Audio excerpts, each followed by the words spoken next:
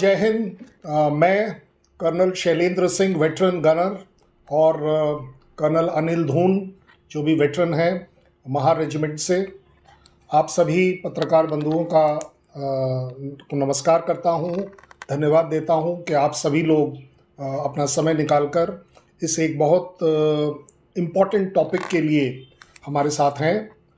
कृपया कर ध्यान रखिएगा कि ना धून साहब पॉलिटिकल हैं ना मैं पॉलिटिकल हूँ, सो हम आपको इसका पॉलिटिकल एंगल नहीं दे पाएंगे। और उसी से रिलेटेड मेरी आप सबसे दरख्वास्त रहेगी कि कृपया कर हमसे जो सवाल आप पूछना चाहें पूछ लें, लेकिन उसका पॉलिटिकल एंगल ना मांगें हमसे, क्योंकि हम उसके ना तो जानकार हैं, ना एक्सपर्ट हैं, ना ही हमारा उसकी तरफ कोई इंक्लिनेशन है। हालांकि हमें पता सब कुछ है, एज अ नागरिक होने के नाते सोशल मीडिया को भी हम देखते हैं सब जगह, और क्योंकि सोशल मीडिया में इस समय ये टॉपिक बहुत बड़ी तौर पर आ रहा है, आप सबके दिमाग में कन्फ्यूजन है, पब्लिक के दिमाग में कन्फ्यूजन है, स्टूडेंट्स के दिमाग में सबसे बड़ा कन्फ्यूजन है, और टॉपिक है अग्निपथ। अग्निपथ स्कीम मेरे लिए मेरे रोंगटे खड़े हो जाते हैं। अगर आप देखें, अग्निपथ स्कीम सोचते ही मेरे रोंगटे इसलिए खड़े होते हैं क्योंकि मैं रियलाइज करता हूं कि मेरी इंडियन आर्मी और हमारी, आपकी और हमारी डिफेंस फोर्सेस कितनी इंपॉर्टेंट है। इस इंपॉर्टेंट ऑर्गेनाइजेशन के अंदर अग्निपथ कितना कंट्रीब्यूट कर रहा है, क्या चैलेंजेस फेस कर रहा है, या इसमें क्या खामियां हैं। अगर तीनों बात को हम इवैल्यूएट करें निष्पक्ष होकर, तो मुझे लगता है हम लोग सब बहुत ज़्यादा अच्छे देश के नागरिक होंगे, देश के सैनिक होंगे कि यस, हम अपने देश के लिए कुछ अच्छा कर रहे हैं। इसे ना तो क्रिटिसिज्म समझा जाए, मैं कहूँगा द बेस्ट फ्रेंड आपके कौन होते हैं? जो आपके बेस्ट क्रिटिक्स होते हैं। वो आपको हर वो चीज़ बताते हैं जो कि आपके लिए अच्छाई के लिए थी, लेकिन आपकी स्कीम में शायद नहीं थी। वो उसको मैं अपनी लैंग्वेज में बोलता हूँ चैलेंजेस। मैं आपको बड़ी, क्योंकि अग्निपथ स्कीम आज की तारीख में किसी के लिए भी नई नहीं है, छोटे मोटे मॉडिफिकेशन ज़रूर हो रहे हैं, और मुझे लगता है होने भी चाहिए और होते रहेंगे, क्योंकि कोई भी जब नई स्कीम देश में, सेना में लगती है, तो वो अपने आप में परफेक्ट नहीं होती। अगर इसको जिम्मेदारी से हम समझेंगे तो आप ज़रूर पाएंगे कि जो कुछ मैं कह रहा हूँ, इट इज़ नॉट क्रिटिसिज्म। मैं उसकी आलोचना नहीं कर रहा, मैं आपको उसके बारे में अवगत करा रहा हूँ, उसको इवैल्यूएट करके बता रहा हूँ। आपका अपना डिसीजन है कि क्या अच्छा लगा आपको, क्या बुरा लगा। अग्निपथ स्कीम हमारे पास जून 2022 में आई। क्यों आई? सबसे बड़ी बात है क्यों आई। वो इसलिए आई थी क्योंकि हमारे पास उससे पिछले 3 सालों में रिक्रूटमेंट हमने रोक रखी थी। ये अपने आप में फौज के लिए बहुत खराब होता है कि अगर आपका हर साल का जो वेस्टेज रेट है, जो लोग रिटायर हो रहे हैं, अगर उतने ही लोग आप ना ले पाए। एक साल में हमारे पास तकरीबन 60 से 70 हजार फौजी लोग रिटायर होते हैं। अगर 3 साल का एवरेज लगा लें, 2 लाख के करीब आ जाता है। 75 ले लो, 70 ले लो, जो भी ले लो, मतलब आप फिगर्स के ऊपर मत जाइए, क्वांटिटी के ऊपर जाइए। 3 साल अगर हमने 2 लाख फौजी सो कॉल्ड रिटायर तो कर दिए, लेकिन उसकी बदली नहीं आई, इसका इंप्लीकेशन 3 साल बाद नहीं पता चलेगा। अगर ये चौथा साल हो जाता, 5वां साल हो जाता, अब तब सोचिए क्या।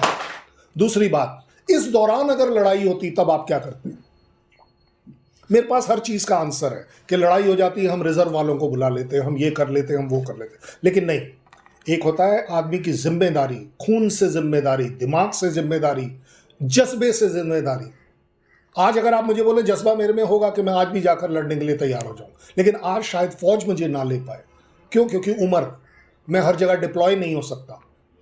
ये जो हमारे पास कमी थी, ये कमी इसलिए आई क्योंकि उस समय हम कंसिडर कर रहे थे कि क्या किया जाए, चाहे वो सरकार की कोई भी कंपल्शन हो। लेकिन एज अ फौजी मैं बड़े ठोक के कहता हूं कि आपको एक दिन की भी लिबर्टी नहीं होनी चाहिए कि आप फौज की रिक्रूटमेंट रोकें। ये अपने आप में हमारे लिए एज अ फौज एक अच्छा स्टेप नहीं है। सो वहां से बात आई कि अग्निवीर क्यों? अग्निवीर कोई स्कीम नहीं थी पहले। हमारा जो आर्मी ने प्रपोज किया था, या हमें जो गवर्नमेंट ने एक तरह से जिम्मेदारी दी थी, वो इस बात की दी थी कि फौज में क्या बदलाव ला सकते हैं। उस बदलाव के अंतर्गत हमने सोचा था कि हम एक टूर ऑफ ड्यूटी लगाएंगे। ये अग्निवीर वर्ड हमारा नहीं है, फौज का दिया हुआ नहीं है। इसमें ना फौज पहले कभी पड़ी थी, ना उसके दौरान पड़ी थी। जब आपने गवर्नमेंट ने डिसाइड कर दिया, एक्ट कर दिया, हमारे लिए कोई भी गवर्नमेंट हो, सर आंखों पर आपने एक्ट बनाकर दे दिया कि अग्निवीर होंगे, हमने आपका उसके ऊपर काम करना शुरू कर दिया। टूर ऑफ ड्यूटी क्या थी? टूर ऑफ ड्यूटी बड़े सिंपल शब्दों में थी कि आप अपने देश के लिए जिनमें जज्बा है, कंपलसरी नहीं थी कि एक शुरुआत करी जाए कि जो बच्चे, जो यूथ है, वो अगर अपने देश की डिफेंस कंट्रीब्यूशन करना चाहता है, डिफेंस रिलेटेड, तो उसको एक चांस ज़रूर दिया जाना चाहिए। उसके फ़ायदे घाटे क्या हैं? बड़े सिंपल है। फ़ायदा ये है कि एक बच्चे में जज्बा है, उसके अंदर डिसिप्लिन आ जाएगा, वो एक उस जगह को देख पाएगा जिसके लिए उसने हमेशा से ड्रीम करी थी, उसकी पूरी फैमिली उसके अंदर प्राइड करेगी। ये हमने ये भी सोच कर किया था कि ये जो एनसीसी के प्री ट्रेंड बच्चे हैं, जिन्होंने 2-2, 3-3 साल ऑलरेडी ट्रेनिंग करी हुई है, जिन बच्चों ने स्कूल में भी एनसीसी ले रखा है, उनको एक और मौका दिया जाए कि वो फौज में आए। 1 साल, 2 साल, 3 साल जो भी डिसाइड होता कि उसके हिसाब से सर्व करें और वापस आपके सिविल स्ट्रीम में जाकर वो अच्छी चीज़ें जो उन्होंने फौज में सीखी हैं वो आपके पास वापस लेकर आए कि यस, अगर सोसाइटी में ये कल्चर जो मेरा फौजी कल्चर है कि देश first, India first, India first अपने आप में जय हिंद, इस जय हिंद का नारा मैं कहता हूँ इसमें सब कुछ इंक्लूड हो जाता है। इकोनॉमी भी इंक्लूड हो जाती है, आपके जॉब्स इंक्लूड हो जाते हैं, सोशल स्ट्रक्चर इंक्लूड हो जाता है, सोसाइटी से रिलेटेड हर वो आइटम जो एक नॉन फौजी के लिए है वो भी उसके अंदर इंक्लूड होती है। तो ज़्यादा अच्छी बात यह है कि ये जो जय हिंद का जज्बा था हमारा फौज का, क्योंकि जब हम जय हिंद बोलते थे सो उसमें सब कुछ आ जाता था, तो हम चाहते थे कि ये आप तक पहुंचे। यहां पर शायद एक नया चैलेंज आ गया। एक मेरे लिए डिसअपॉइंटमेंट हो सकती है कि आपने इसको एक नया वर्ड दे दिया पॉलिटिकल रीजंस की वजह से, अग्निपथ, अग्निवीर एम्प्लॉयमेंट करने का। इसीलिए आपने देखी होगी सोशल मीडिया पर बहुत बड़ी कंट्रोवर्सी स्टार्ट हुई कि जब जनरल नरावने साहब ने भी कुछ कह दिया, किसी ने कुछ और कह दिया, वगैरह वगैरह। हमें उसमें नहीं पढ़ना है, लेकिन हमें इसमें ज़रूर पढ़ना है कि क्या ये स्कीम हमारे ऊपर थोपी गई, हमने ली, या हमने क्या किया।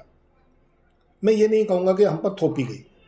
मैंने अभी अभी आपको समझाया, 3 साल में अगर मेरे पास 2 लाख सैनिक कम हो गए थे, मैं तो एक बिल्कुल भूखे इंसान की तरह बैठा हुआ था एज अ डिफेंस कि मेरी ये डेफिशिएंसी कम जो हुई है उसको मेकअप करना है, किसी भी तरह मेकअप करना है। इसलिए आपने देखा कि फर्स्ट ईयर में हमने स्ट्रेट अवे इसको एक्सेप्ट किया कि चलिए 40,000 लोगों को हम लेंगे। हालांकि इसमें आने थे 46,000 वर्सेस जो मेरा वेस्टेज रेट है 70,000 से ज़्यादा का। ये अपने आप में इम्बैलेंस है, लेकिन एट दैट टाइम हमारा जो एम होता है आर्मी में वो ये कभी नहीं होता कि हमारे पास क्या कम है। हम हमेशा ये देखते हैं हमारे पास जो है उसमें हमने काम कैसे करना है। सो यहाँ पर हम स्कोर कर गए। आपके क्रिटिसिज्म करने को क्रिटिसाइज कर सकते हैं कोई भी कि आपने ये लिया, एक्सेप्ट ही क्यों किया आर्मी ने। आर्मी एक्सेप्ट्स एवरीथिंग जो आप पॉलिटिकली, जो आप as a country government decide करते हैं, हम सिर्फ उसमें विश्वास करते हैं। उसमें क्या कमी है, क्या ज़्यादा है, इसमें हम विश्वास ज़्यादा नहीं करते हैं। इसलिए आप देखते हैं कि इस पर भी कंट्रोवर्सी आई थी कि क्या उनकी अग्निवीर की तनख्वाह 10,000, 20,000, 30,000 क्या होनी चाहिए। It doesn't matter to us. आज भी अगर मैं कहूँ मेरी तनख्वाह कम है तो कोई गलत नहीं होगा। मेरी तनख्वाह कम है उन लोगों के मुकाबले में जिनके पास ज़्यादा है, लेकिन मेरे से नीचे भी काफ़ी सारे हैं जिनकी तनख्वाह मेरे से कम है। सो कंपैरिजन करना अपने आप में शायद गलत हो जाएगा, but at the same time इसमें कोई शक नहीं है कि अग्निवीर की तनख्वाह केम एज अ शॉक जब आई थी कि 20,000 रुपये। 20,000 रुपये मुझे लगता है अगर आज अपना गूगल कर देख लेंगे तो शायद डेली वेजेस भी इससे ज़्यादा है, एक मजदूर के डेली वेजेस। सो सबसे बड़ी बात यह है कि क्या अग्निवीर अपने आप में एक अच्छा प्रपोजल है या नहीं। ये आपका काम है इवैल्यूएट करना, ये मेरा नहीं है। मैं और मेरी फौज इवैल्यूएट सिर्फ ये करती है कि क्या मैं आप में से आए हुए उन बच्चों को एक अच्छा जिम्मेदार सैनिक और उसके अलावा एक अच्छा जिम्मेदार नागरिक बना पाऊंगा या नहीं। सो वहां से एक नया डिस्प्यूट शुरू हो गया कि ट्रेनिंग टाइम जो है, पीरियड जो है, वो कम है। वेल, मैं भी मान रहा हूं कम है। अगर आज आप बोले मैंने 30 साल की सर्विस पर जब नौकरी छोड़ी या रिटायर हुआ, वो काम समय कम था, 30 साल भी कम था, लेकिन एक बेसिक मिनिमम रिक्वायरमेंट होती है। बेसिक मिनिमम रिक्वायरमेंट क्यों होती है? क्योंकि एक फौज में आपके पास ये नहीं है कि आप दिल्ली में डिप्लॉय होंगे, सिर्फ हैदराबाद में डिप्लॉय होंगे या कहीं। हमारे पास बड़ा अलग अलग वैरायटी का टेरेन है। बॉर्डर भी अगर हम बात करें, हमारे पास एक बॉर्डर वो है जहां सिर्फ पानी है, एक बॉर्डर वो है जहां सिर्फ आकाश है, एक बॉर्डर वो भी है जिसको हम बोल देते हैं पाकिस्तान का है, एक और नया बॉर्डर हम बोल देते हैं कि जहां पर के हमारे पास चाइना है। उसी बॉर्डर्स के अंदर कहीं पर प्लेन्स हैं, कहीं पर माउंटेन्स हैं और कहीं पर हाई ऑल्टीट्यूड है। इन सब के लिए कोई आदमी एक दिन में, 2 दिन में, 4 महीने में तैयार नहीं हो सकता। ये पक्की बात है। जज्बा हो सकता है लेकिन तैयार नहीं हो सकता। सो वहां पर स्टार्ट हुई ये कंट्रोवर्सी कि क्या ट्रेनिंग पीरियड कम है या ज्यादा है। फौज इस बात को बड़ी जिम्मेदारी से मानती थी और है और रहेगी कि ट्रेनिंग पीरियड कम है।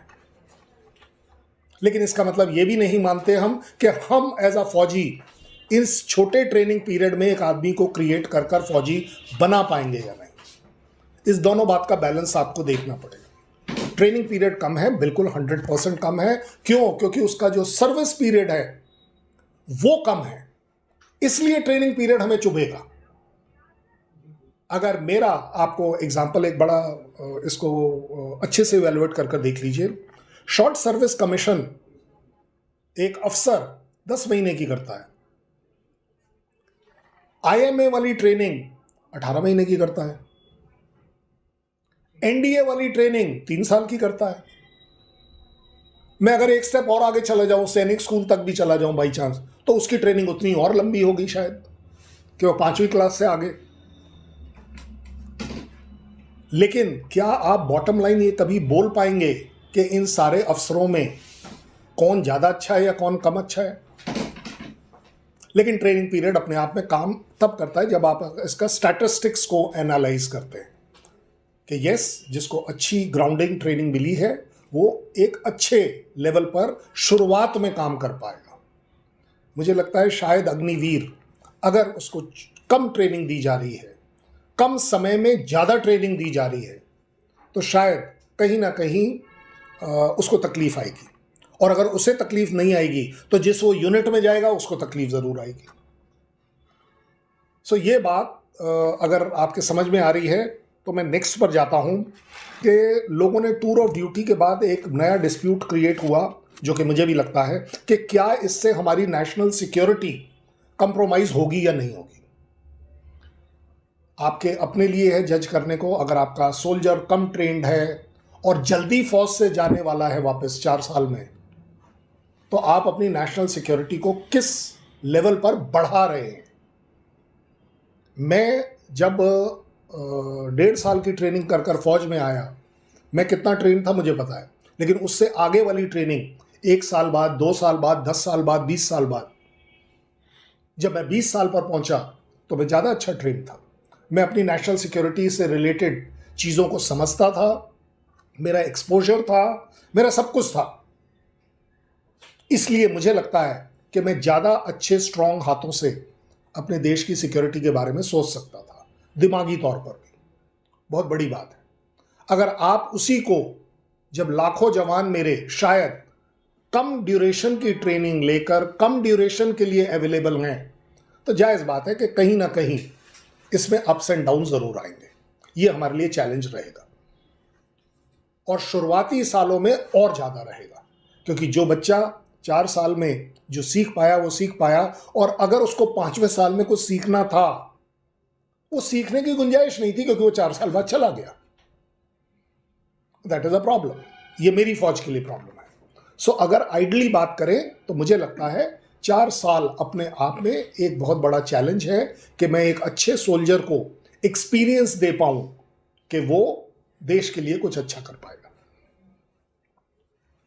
मुझे लगता है कि फौजी तौर पर ये मेरे खून में है, मेरी आदत में है, ये मेरे ड्रिल्स में है कि मैं अगर कोई भी काम करता हूं फौज में तो उसका एक छोटा सा पहले एक्सपेरिमेंट करके देखता हूं। एक्सपेरिमेंट को हमारी लैंग्वेज में बोलते हैं पायलट प्रोजेक्ट, आपके यहां पर भी यही बोलते हैं। ये पायलट प्रोजेक्ट में क्या होता है कि आप जो चीज इतनी बड़ी जगह करने वाले थे, आपने कहीं छोटी सी जगह कर कर उसको ट्रायल किया। आज आप गाड़ी चाहे बड़ी खरीदे चाहे छोटी, उसका टेस्ट ड्राइव करते हैं। टेस्ट ड्राइव इज व्हाट, कि हाँ जी आपको वो गाड़ी कितनी कंफर्टेबल है या नहीं। इसी तरह मुझे लगता है और ये मेरा कन्विक्शन है कि हमने शायद इंडियन आर्मी को ये चांस नहीं दिया कि इस प्रोजेक्ट को हम कहीं ना कहीं as a pilot project try करते और उसके हिसाब से इसको एक्सेप्ट करते, उसको मॉडिफाई करते या जो भी करते। मैं आपको बार बार वापस एक जगह ले जाता हूं, Indian army is not a job. आपने शायद अग्निवीर में इसे जॉब का नाम दे दिया। It is not a job. जैसे ही अब हम जब बात करते हैं कि पायलट प्रोजेक्ट मेरे आर्मी के लिए इंपॉर्टेंट इसलिए होता है क्योंकि वो उसको बताता है कि इसको करने में मुझे क्या होना है, मेरे को क्या फायदे होंगे, मेरे को क्या नुकसान होंगे। That is very important to us, जो शायद हम नहीं कर पाए। अब हम एक तरह से ऑन जॉब, वो बच्चे जो छोटे समय की ट्रेनिंग लेकर छोटे समय के लिए हमारे पास आए हैं, वो अब क्या करेंगे उसका हम अलग से जिक्र करते हैं। इस कंसेप्ट का अगर हम पायलट प्रोजेक्ट करते तो मुझे लगता है कि वो अपने आप में वैलिडेट कर कर उसको बिगर प्लेटफॉर्म पर लगाना शायद आसान रहता। शायद यहाँ पर कहीं ना कहीं मैं ज़रूर कहूँगा कि चूक हो गई, हैंडीकैप रह गया, कुछ तो हुआ। कुछ वो जो मेरे आदत में था कि हम हर एक चीज़ ट्रायल करके करते हैं, वो शायद आपने नहीं किया।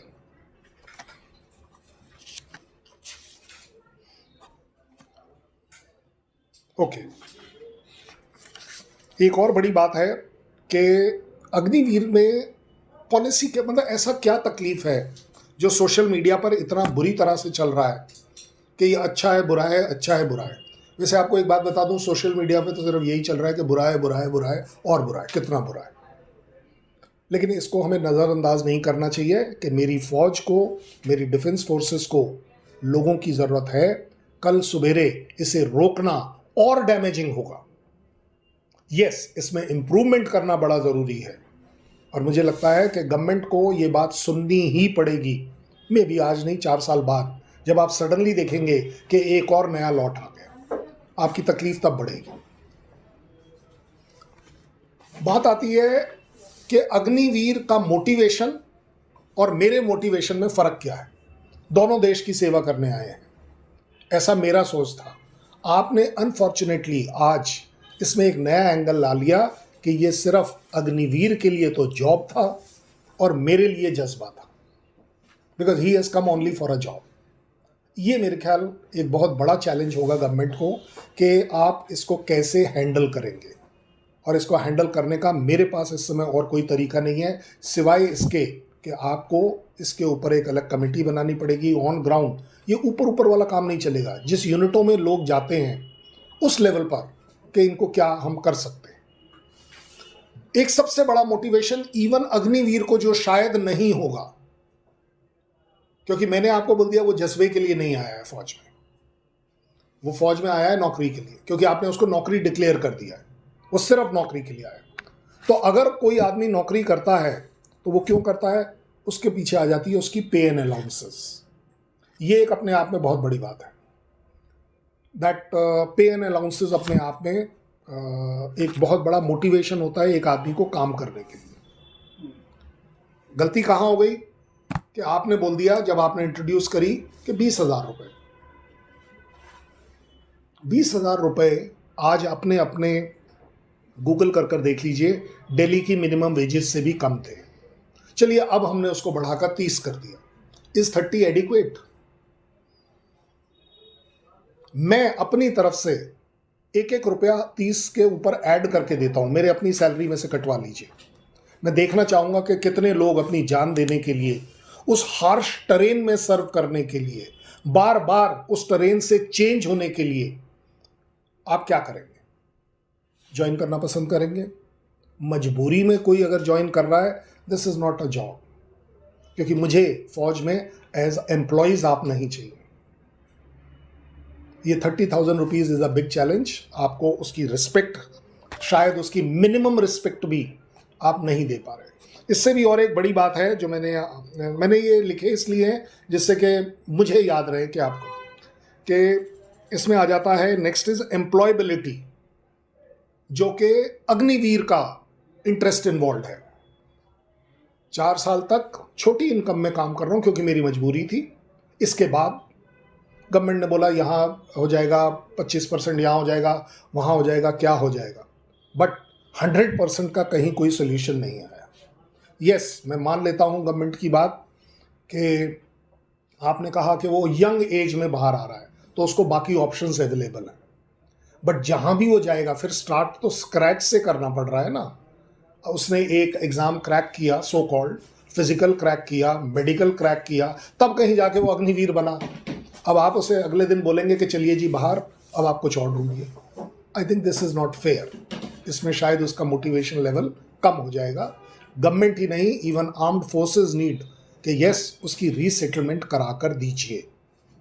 क्यों? क्योंकि उसने अभी शादी करनी है, उसके बच्चे होने हैं, उसने अपने घर वालों को देखभाल करना है। ये भी अपने आप में मोटिवेशन को ज़रूर अफेक्ट करेगा। ज़्यादा बड़ी बात आ गई कि क्या अग्निवीर और मैं, अगर मैं एज अ फौजी सोल्जर हूँ, हम दोनों बराबर हैं या नहीं? क्योंकि मेरी फौज में ना मेरा कोई धर्म है, ना मेरी कोई जात है, ना कोई मेरी सैलरी है। हम सैलरी का भी कंपैरिजन कभी नहीं करते। ये तो आपके पास सिविल लाइफ में आने के बाद करना शुरू किया हमने कि हाँ जी मेरी सैलरी कितनी है, कि मेरी पेंशन कितनी है, कि क्या कितनी है। सो ये एक जो बराबरी का दर्जा है वो आप कैसे लेंगे? क्यों? क्योंकि आप मुझे बुलाते हैं सिपाही शैलेंद्र सिंह और मेरे पड़ोस बैठे अग्निवीर को बुलाते हैं अग्निवीर एसके सिंह। ये मेरे ख्याल मेरे लिए अच्छा नहीं है। मैं यूनिट लेवल की बात कर रहा हूँ, ऑपरेशनल लेवल की बात कर रहा हूँ, ग्राउंड से जुड़ी हुई बात कर रहा हूँ। मैं आपको बड़े अच्छे से बता सकता था कि स्ट्रैटेजिक लेवल पर, कंट्री लेवल पर, इंटरनेशनल लेवल पर, नहीं, ग्राउंड लेवल पर इक्वालिटी होनी बहुत ज़रूरी है। अगर ये कर्नल साहब हैं और मैं कर्नल साहब हूँ, या ये सिपाही हैं और मैं सिपाही हूँ, हमारी सैलरी एक होगी, ये हमने अपने आप सोचा हुआ है। 1 रैंक 1 पेंशन अपने आप में इसका एक बड़ा जीता जागता उदाहरण है। 1 रैंक और 1 पेंशन, उस रैंक पर एक ही पेंशन। तो भाई साहब जब मैं सर्व कर रहा था तो ये डिस्टिंक्शन क्यों? और इसका मैं आपको पर्सनल एक्सपीरियंस बता रहा हूं क्योंकि अब तो हमारा first lot of Agniveer regiments में आ गया है, मेरी रेजिमेंट में भी आया है। और जब हम उनसे बात करते हैं, जोश है क्योंकि वो हमने ट्रेनिंग के दौरान भर दिया, एनवायरनमेंट अच्छा है वो भी हमने भर दिया, वो मोटिवेटेड भी है कि चलो जी 30,000। लेकिन सर बड़ा नेचुरल ह्यूमन टेंडेंसी है कि दोनों हम सिपाही दोनों गन लेकर शायद कहीं खड़े हुए हैं और बातचीत में अगर वो अपने घर पे बता रहा है कि यार मेरी 50,000 सैलरी आई है, उसमें से 35,500 मैंने घर पे ट्रांसफ़र कर दी है, अब ये बात मुझे चुभेगी। क्यों? क्योंकि मैं कभी नहीं बोल पाऊंगा कि 30,000 रुपये मैं क्रेडिट कर रहा हूँ। क्यों? क्योंकि मेरे 30,000 सैलरी में से 9,000 सरकार as a kind of PF बोल दीजिए, जो भी बोल दीजिए, उसने रोका हुआ है। 21,000 मुझे मिली है। कितनी भी कंजूसी करूंगा, 1,000 रुपये अपने ऊपर खर्च करके 20,000 अपने घर पर भेज पाऊंगा कि माँ बाप की सर्वाइवल हो जाए, मेरी बहन पढ़ ले। ये इनइक्वालिटी गवर्नमेंट को कहीं ना कहीं कंसिडर करनी पड़ेगी क्योंकि ये मोटिवेशन के खिलाफ जाता है। मैं तो कहता हूं ये ह्यूमन राइट के खिलाफ जाता है। ऐसा मेरा सोच है कि अगर हम दोनों काम एक जैसा कर रहे हैं, वर्दी एक जैसी पहन रहे हैं, खाना एक जैसा खा रहे हैं, क्योंकि कुक हाउस में खाना वही बनेगा, मुझे नहीं लगता कि शायद हम उसके साथ जस्टिस कर रहे हैं जिसकी तनख्वाह कम है। उससे भी और एक अल्टीमेट जिसको बोलते हैं, फौज में सबसे बड़ा जो प्राइड होता है हमें, वो इस बात का होता है कि मैं अपनी देश के लिए बिना सोचे समझे जान दे दूंगा। क्यों? ऐसा नहीं है कि मैं ये नहीं सोचता हूँगा कि क्यों, वो क्यों इसलिए क्योंकि मुझे मालूम है कि मेरे जाने के बाद मुझे एक अलग दर्जे की इज्जत मिलेगी, मेरी फैमिली को कोई लुक आफ्टर करेगा, सब कुछ करेगा। मुझे चिंता नहीं करने की जरूरत कि कल मेरे घर पर फांके पड़ेंगे। लेकिन अगर अग्निवीर को शुरुआत में ही पता है कि अगर मुझे कुछ हो गया, मुझे पैसे मिलेंगे, लेकिन क्या उतने मिलेंगे जो मेरे पड़ोस में बैठे हैं उनको भी उतने? ये मेरे ख्याल अगेन ह्यूमन राइट्स का वायलेशन है कि अगर दोनों ने जान दी तो दोनों को ट्रीट एज अ मार्टियर क्यों नहीं किया जा रहा? I think this is unfair. He needs it. मैं ये नहीं कह रहा हूं कि उसको इस वजह से ज्वाइन नहीं करना चाहिए, ज्वाइन कर लिया बड़ी अच्छी बात है, लेकिन अगर किसी भी एक्सीजेंसीज में उसकी डेथ होती है, इससे ज़्यादा सुप्रीम सेक्रीफाइस कोई नहीं कर सकता। और अगर किसी को लग रहा है कि वो 44 लाख रुपीस हम दे देंगे, वो जो इसके बाकी जो 9,000 के हिसाब से उसमें 9,000 और डालकर हम दे देंगे, अगर उसे ये लगता है कि ये एडिक्वेट है, मैं चाहूँगा कि भगवान करे तेरी मौत आज हो जाए, तेरे को ये पैसा मिल जाए, तेरे को ये पैसा ज़रूर मिल जाए। मैं देखना चाहता हूँ कि कितने सो कॉल्ड डिसीजन मेकर इस बात पर एग्री करेंगे कि यस, मैं अपने बेटे को भेजने के लिए तैयार हूं। This is unfair, fair is fair. Okay, इससे भी एक और बड़ी बात आ गई। अब इनके साथ जाती होगी जो रेगुलर वाले हैं कि ये ग्लेशियर में बैठेंगे, ये हाई ऑल्टीट्यूड में भी बैठेंगे, ये माउंटेन्स में भी बैठेंगे, ये खाई में भी बैठेंगे, लेकिन अग्निवीर नहीं बैठेगा। क्यों भाई? एक ही रेजिमेंट के अंदर हम ये कैसे करेंगे? आप मेरे एज अ रेजिमेंटल सोल्जर इस प्रॉब्लम को समझने की कोशिश करिए कि कैसे हो सकता है कि जिस दिन चढ़ाई चढ़नी थी तो हम बोलेंगे चल शेर तू चढ़ ऊपर, मेरा तो बनता नहीं है। खाना एक जैसा खाएंगे, रहेंगे एक साथ, सब कुछ एक साथ। This is not fair. Again इनके साथ अब अनफेयर हो गए। हम फौज में कभी ये नहीं पूछते कहां जाना है, क्यों जाना है, सिर्फ बताया ये जाता है कल हम ग्लेशियर जा रहे हैं, इसके लिए लेह की फ्लाइट कल सवेरे पकड़नी है। फटाफट अपना सामान लिया, डाला और चल पड़े। अब उस समय अगर हम ये ढूंढने लगे कि सर अग्निवीर जाएगा या नहीं जाएगा, तो आपने तो उस रेजिमेंट को डिवाइड कर दिया। इसलिए लोगों का कंसर्न है फौज में कि आप इस तरह का डिस्टिंक्शन मत करिए, फौज को दो भागों में, दो घटकों में मत बदलने की कोशिश करिए, क्योंकि ये एक नेशनल सिक्योरिटी का तो बहुत देर से आता है। ये मेरी अपनी रेजिमेंट सिक्योरिटी का सवाल है कि हम रेजिमेंट में आपस में इकट्ठा अगर नहीं रह सकते, एक जैसा सोच नहीं रख सकते, तो लड़ाई तो बहुत दूर की बात है। वो जो हमने बात करी तनख्वाह वगैरह की, ये रेगुलर हैं तो इन्हें एमएसपी मिलेगी, मिलिट्री सर्विस पे मिलेगी। मैं नहीं हूं, इन्हीं के साथ काम कर रहा हूं, मुझे क्यों नहीं मिलेगी? जैसे कि मैंने बोला आपको जो बेनिफिट्स मिलने होते हैं आपके किसी भी वजह से डेथ होने से, death in face of war, war can not be different. ये तो वो वाली बात है कि जिसके घर से कोई गया है उससे पूछिए कि उसके उस इंसान की कीमत क्या है। कीमत 1 करोड़ वाले की भी नहीं है। लेकिन यहाँ जो बात हो रही है 44 lakh rupees, I don't think is quite justified. This needs to be said. एक और बढ़िया बात चली थी कि ट्रेनिंग से रिलेटेड, जो मैं भूल गया, ट्रेनिंग पीरियड जब कम होगा तो जो आजकल हमारी फौज में टेक्निकल आइटम्स ज़्यादा आते चले जा रहे हैं, टेक्नोलॉजी ज़्यादा आती चली जा रही है, उसे सीखने में ज़्यादा टाइम लगेगा, उसके ऊपर एक्सपर्टीज करने में ज़्यादा टाइम लगेगा। ये हम नहीं कर सकते कि अगले 2 साल जब वो रेजिमेंट में आ जाएगा तब उसको ट्रेन करें। I think this is again उस आदमी के साथ, उस ऑर्गेनाइजेशन के साथ इट इज अनफेयर। इन सारी चीज़ों को अगर हम ओवरऑल देखें तो हमारे पास एक ये भी सिचुएशन आती है कि हमारे पास गुरखा सोल्जर्स जो थे वो अपने आप में एक अच्छी तादाद में थे और पूरी दुनिया में हमारी गुरखा रेजिमेंट्स मानी जाती थी। आज हम देख रहे हैं कि हमारा नेपाल से भी शायद टेंशन बढ़ गया। क्यों? क्योंकि उन्होंने डिसाइड किया कि हम अग्निवीर स्कीम में पार्ट नहीं लेंगे, हम इसका पार्ट नहीं हो सकते। सही है गलत ये उस कंट्री को डिसाइड करने देता हूँ, लेकिन साथ ही साथ कहीं ना कहीं ये मुझे भी रियलाइज़ होता है एज अ फौज कि क्या आज के बाद हमारी गोरखा रेजिमेंट सोल्जर्स जो हैं या गोरखा रेजिमेंट्स हैं वो ख़त्म हो जाएंगी। और अगर एक दूसरी कंट्री, और वो सो कॉल्ड हमारे पास तकरीबन 20-22 गोरखा रेजिमेंट्स हैं, वो सभी गलत हैं, ये भी अगेन देखिए डबल स्टैंडर्ड वाली बात आ जाएगी कि अगर वो कहें गलत है तो उनके लिए एक्सेप्टेबल है, अगर हम कहें गलत है हमारे अग्निवीर के लिए तो नहीं जी गलत बात है। That is again unfair. मुझे लगता है इससे ना केवल ग्राउंड लेवल पर एक फ्रिक्शन है, बट एक नेपाल और हमारे बीच में भी एक फ्रिक्शन है, क्योंकि ये वो सोल्जर्स थे जो हमें बिल्कुल कल्चरली बाइंड करके रखते थे।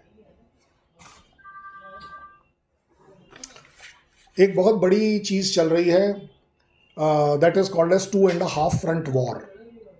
वो 2.5 फ्रंट क्या है? एक पाकिस्तान, एक चाइना और एक काउंटर इंसर्जेंसी। अब इन तीनों जगह के लिए एडवाइजरी ये है कि अग्निवीर नहीं जाएगा। Is it fair? जो आदमी जज्बे के साथ आया, is it fair to him also? जो इन तीनों सिचुएशन में जाएगा ही नहीं, तो जनाब आप ये बताइए कि मेरी जो डेफिशिएंसी है वो तो और बढ़ गई। क्योंकि अगर मैंने इन सारे अग्निवीर को दिल्ली में या पीस स्टेशन में रखना है तो दैट इज नॉट अगेन मेरा एम अचीव नहीं हो रहा। आप मेरी फौज के साथ ज्यादती कर रहे हैं।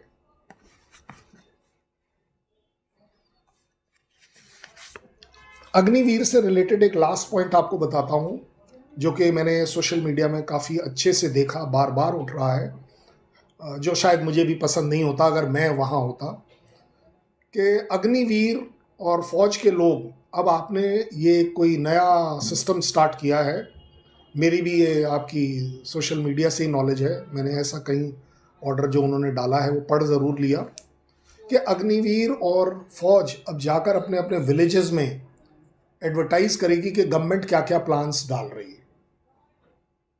सेल्फीज भेजेगी, रिकॉर्डिंग्स भेजेगी, वहाँ पर एनजीओज के साथ काम करेगी डेवलपमेंट। जनाब ये मेरे खून के खिलाफ है। आर्मी ऑर्डर, आर्मी रूल्स मुझे रेस्ट्रिक्ट करते हैं ऑफिशियली कि मैं किसी भी तरह की अपनी अदर देन पर्सनल सेल्फीज बनाऊं। मतलब अब मुझे लग रहा है शायद फौज में हर चीज़ की सेल्फी बनानी पड़ेगी, कि मैं अटेंडेंस के लिए ऑफिस आया था नहीं उसकी भी सेल्फी बनाऊं।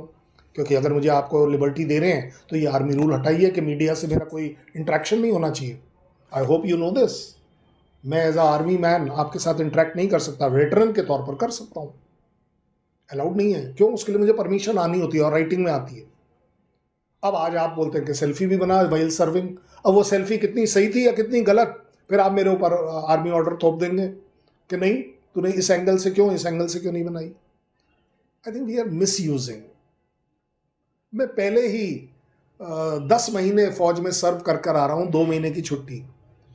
मुझे मेरे ऑलरेडी 10 प्रॉब्लम है, घर से रिलेटेड, जमीन से रिलेटेड, बच्चों से रिलेटेड। जी लेने दीजिए मुझे उस दौरान।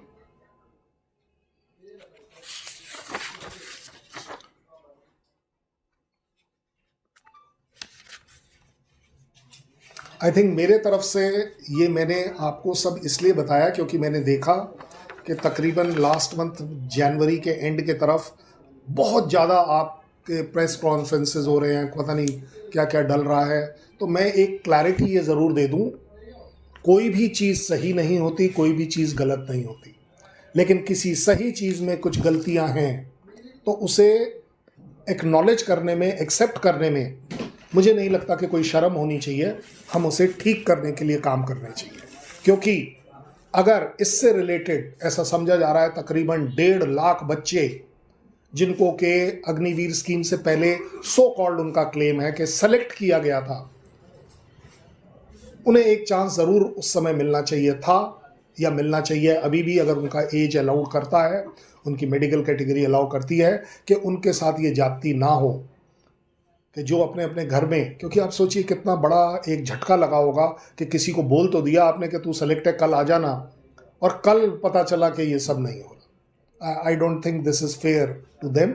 गवर्नमेंट को इस चीज़ का ज़रूर ध्यान देना चाहिए और उसे एक सही दिशा में ले जाना चाहिए, क्योंकि अल्टीमेटली अग्निवीर जिस दिन डिक्लेयर हुआ 2022 में, उस दिन के बाद वाला है या उससे पहले वाला है?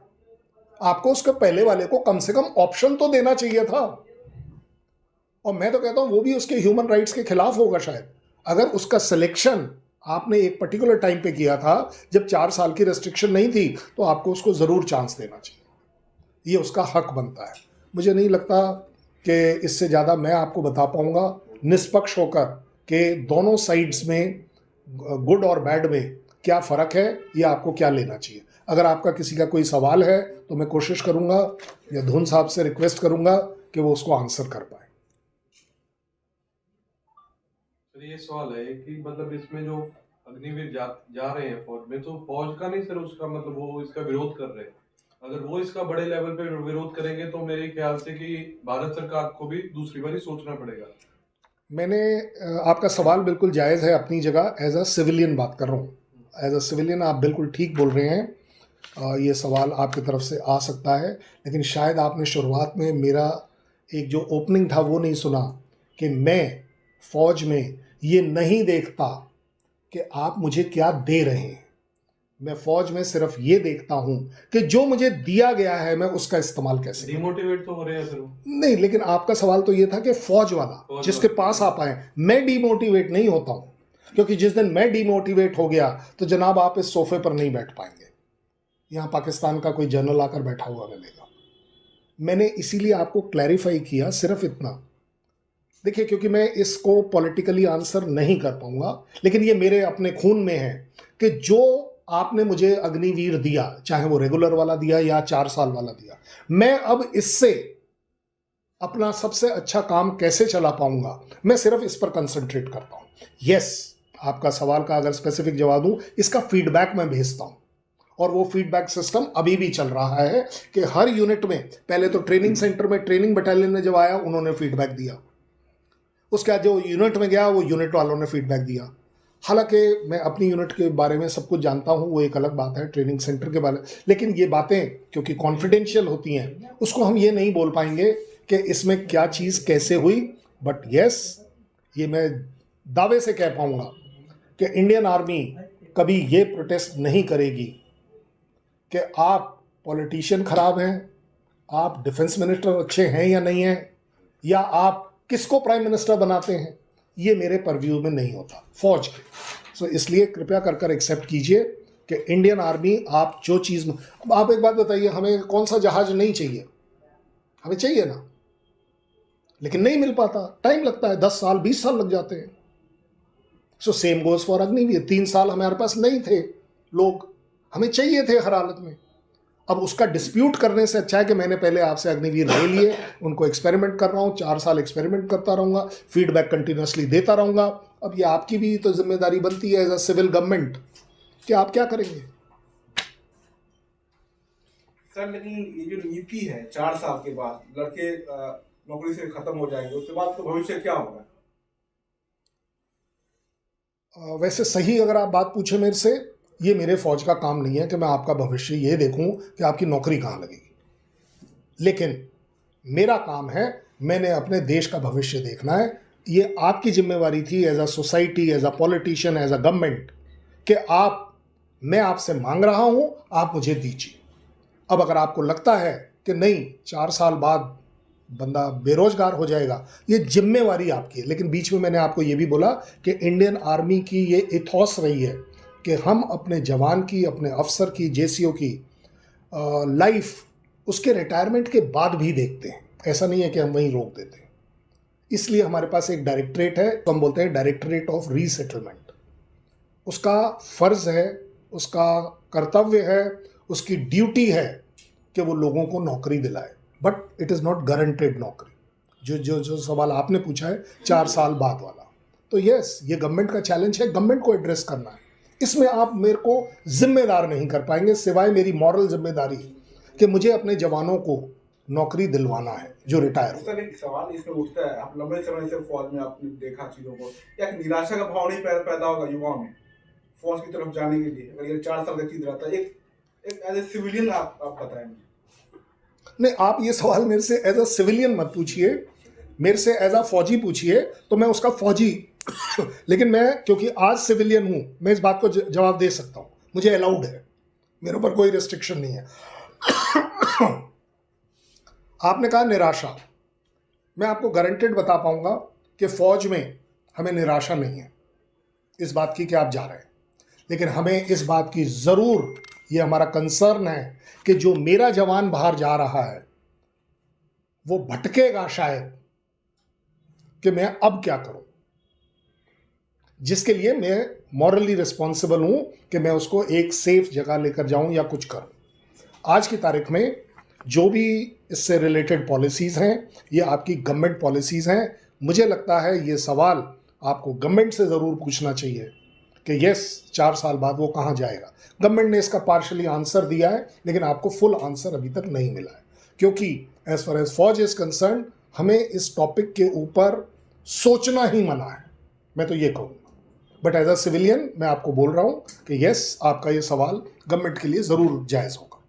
अच्छा, एक क्वेश्चन मैं पूछता हूँ, ये जो ट्रेनिंग है अग्निवीर की या जो भी, और जब इनको 7 साल 4 साल के बाद निकाल देते और ये जाके बाहर नौकरी करना मांगते हैं, तो जो कॉस्ट आती है उनकी ट्रेनिंग की, और जब आप किसी को निकाल रहे हैं तो इससे गवर्नमेंट का लॉस क्या है?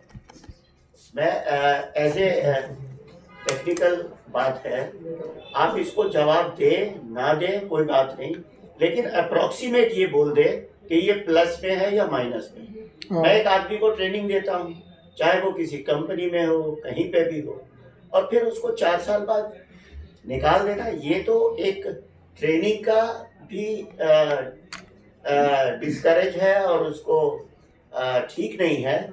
और दूसरा ये है कि उसकी कॉस्ट इतनी है, लेट अस से कि उसकी कॉस्ट 2 लाख रुपए आती है और आपने 4 साल ट्रेनिंग ली, जबकि उसने 20 साल 25 साल 30 साल काम कर, तो उसमें सरकार का, मिलिट्री का लॉस क्या? फौज निकालती है जिसको के जो गलत कर गया हो। एक तो गवर्नमेंट की पॉलिसी हाँ, है। ये मैं आप समझिएगा जो मैं समझा रहा हूँ। मैं सिर्फ ये कह रहा हूँ, आप जब आए थे तो आप एक पर्टिकुलर स्कीम में एक टर्म्स एंड कंडीशंस के हिसाब से आए थे। शॉर्ट सर्विस ऑफिसर जब आता है तो उसे मालूम है कि मैंने 5 साल करनी है, उसके बाद मेरे में से 50% सेलेक्ट होंगे या नहीं होंगे। सर, एक लास्ट क्वेश्चन है सर, जी। जैसे एज ए सिविलियन जो हमें लगता है, हमें स्टूडेंट्स को भी और हमें बाकी भी पत्रकारों को भी लगता है सर, कि सर जो एज सिविलियन की जब भी एक फौजी जाता है, जो उसको ट्रेनिंग AK-47 की या जो आधुनिक राइफल है या फिर स्टेन गन है सर, वो 4 साल के बाद उसको पूरी ट्रेनिंग हो जाएगी।